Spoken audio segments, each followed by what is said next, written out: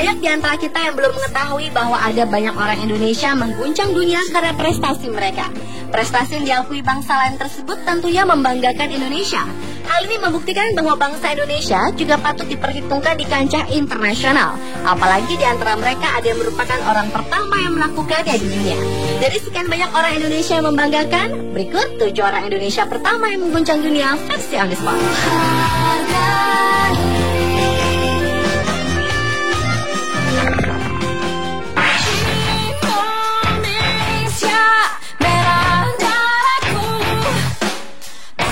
Orang Indonesia pertama yang mengguncang dunia adalah sebuah tim yang tergabung dalam Indonesia Seven Summit Expedition Mahitala Unpar atau ISEMO.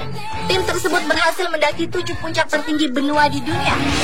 Anak-anak muda yang berusia 20 tahunan itu secara otomatis mendapatkan julukan sebagai The Seven Summiters, gelar internasional bagi mereka yang berhasil mencapai 7 puncak tertinggi di dunia. Sebenarnya usaha mencapai gelar ini telah dimulai oleh almarhum Norman Edwin dan almarhum Didik Samsul yang merupakan mahasiswa pencinta alam dari Universitas Indonesia. Sayangnya langkah mereka harus terhenti di Gunung Aconcagua ketika jenazah yang ditemukan di gunung tersebut. Sejak musibah itu, pendakian untuk menggapai gelar The Seven Summiter bagi Indonesia bagai hilang begitu saja. Hingga akhirnya awal tahun 2009, mahasiswa pencinta alam dari Universitas Parahyangan Bandung tersebut berhasil mencapai Carlton's Pyramid, kemudian melanjutkan mendaki 6 puncak lainnya hingga tahun 2011. Dengan prestasi membanggakan ini, kini Indonesia memiliki The Seven Summiters pertama. Ini juga menandakan bahwa Indonesia akan segera bergabung bersama 52 negara di dunia yang memiliki pendaki bertitel The Seven Summiters.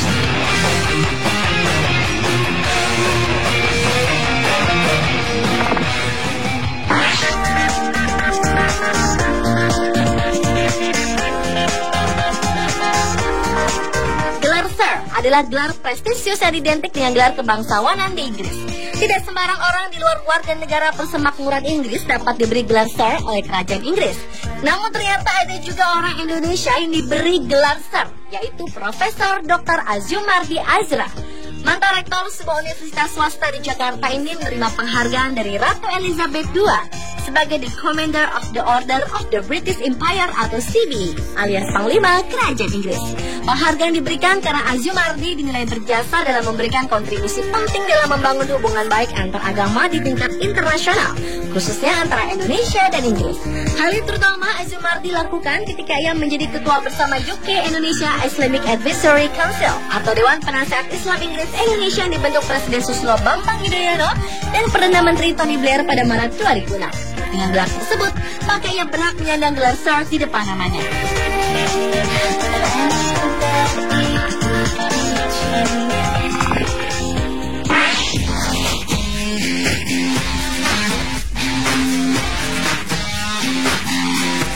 Orang Indonesia pertama yang mengguncang dunia berikutnya adalah Arthur Irawan.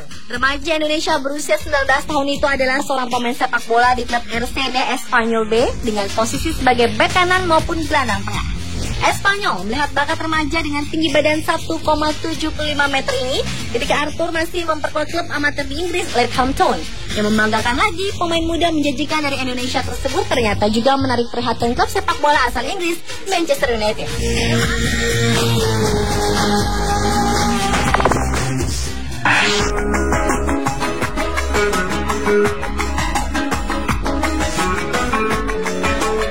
Jika seseorang yang berasal dari satu negara menjadi presiden di negaranya sendiri, hal itu adalah hal biasa. Namun, jika orang tersebut tidak berasal dari negara tersebut, namun berhasil menjadi presiden di negara itu, hal ini barulah luar biasa. Peristiwa langka itu dialami oleh Yusof bin Ishak, orang Sumatera Barat yang menjadi presiden Singapura. Bahkan Yusof yang menutup usia di umur 60 tahun itu merupakan presiden pertama Singapura. Yang semakin membanggakan, wajah Yusof pun diabadikan pada pecahan-pecahan uang kertas Singapura. Pada tanggal 3 Desember 1959, Yusof yang saat itu memang telah menjadi warga negara Singapura dilantik sebagai kepala negara atau disebut yang di Pertua Negara Singapura. Kemudian pada tanggal 9 Agustus 1965, saat Singapura keluar dari Federasi Malaysia dan merdeka, status Yusof bin Ishak berubah menjadi presiden hingga tahun 1970.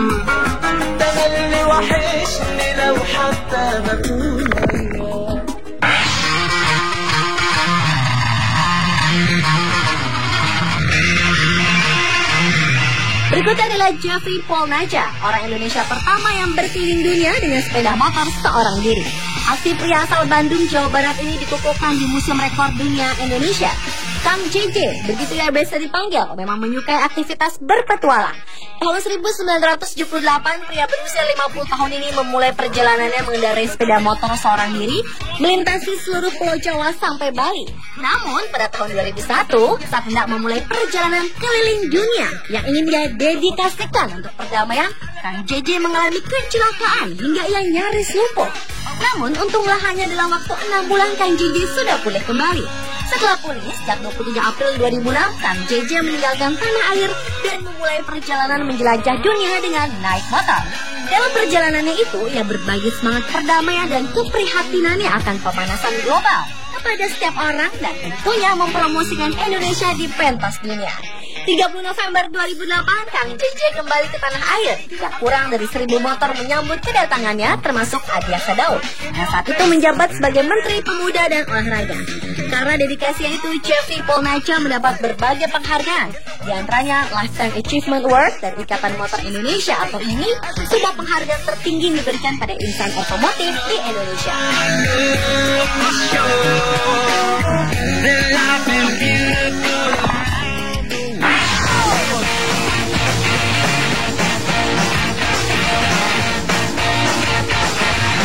Rudi Hartono Kurniawan merupakan orang Indonesia yang telah mengukir sejarah di bidang olahraga di dunia, terutama bulu tangkis.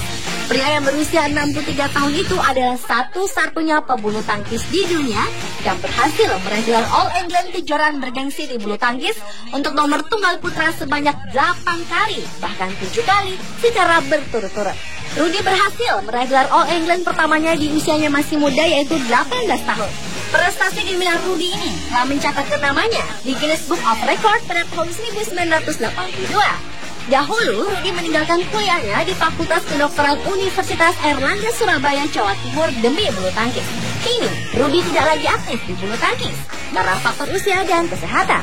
Mantan atlet dan mengaku bahwa berdoa adalah rahasia keberhasilan ini telah menjalani operasi jantung di Australia pada tahun 1988. Walaupun demikian, dedikasi Rudi Hartono pada dunia bulu tangkis tidak akan pernah mati.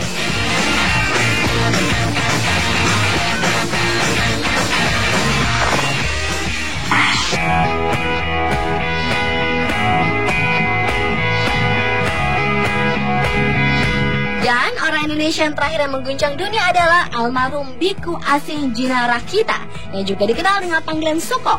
Ia adalah biku Indonesia pertama yang ditasbihkan pada tahun 1953. Setelah menjadi biku, pria kelahiran Bogor 23 Januari 1923 ini kemudian belajar spiritual lebih lanjut di Myanmar selama 2 tahun. Kemudian pada tahun 1955 ia kembali ke Pulau Jawa lalu bekerja keras membangun kembali vihara dan biara Buddha. Ia juga mengadakan perayaan Waisak secara nasional untuk pertama kalinya setelah beratus-ratus tahun di Candi Borobudur, Jawa Tengah. Karena kegesitannya pergi dari satu tempat ke tempat lain untuk menyebarkan ajaran Buddha saat awal menjadi biku yang menutup usia di umur 79 tahun itu sampai dijuluki The Flying Monk oleh umat Buddha di Malaysia dan Singapura. Atas segala usahanya dalam mengembangkan agama Buddha, pria yang terlahir dengan nama The Boan An ini menjadi salah satu tokoh yang sangat berpengaruh dalam perkembangan Buddhis di Indonesia.